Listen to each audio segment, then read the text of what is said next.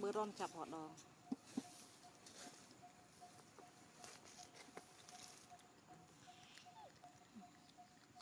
một cặp con cùng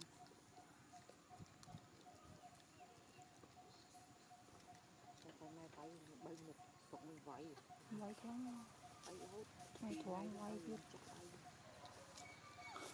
thì vay cô mình xa thấy con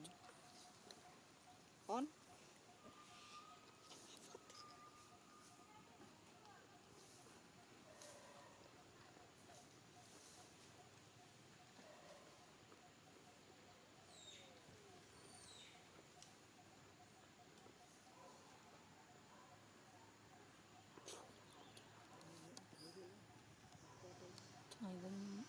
vay mà đồ thôi anh đâu thì bố vay cho vay hết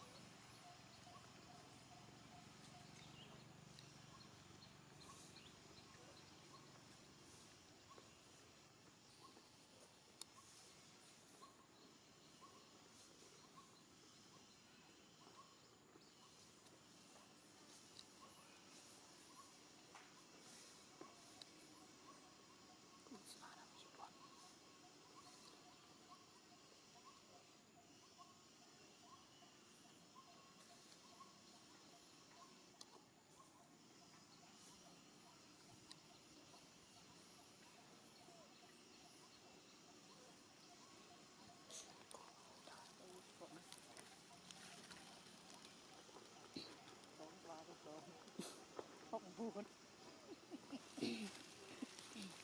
tiền là học buồn qua cho rồi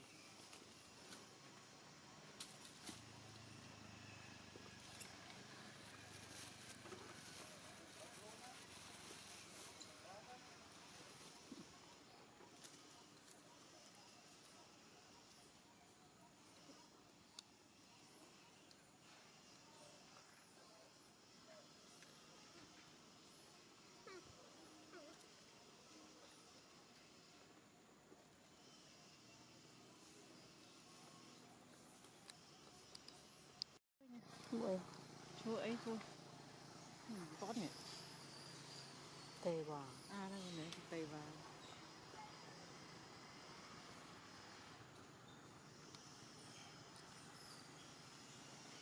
cái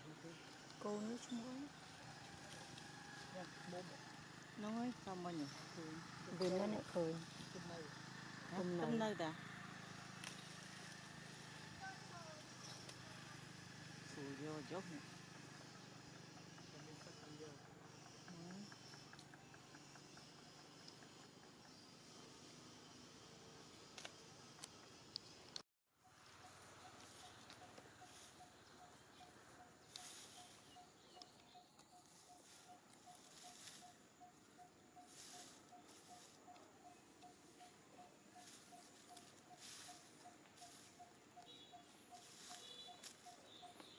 thôi là phải quay cô đến xù nó đau tốn mà không tay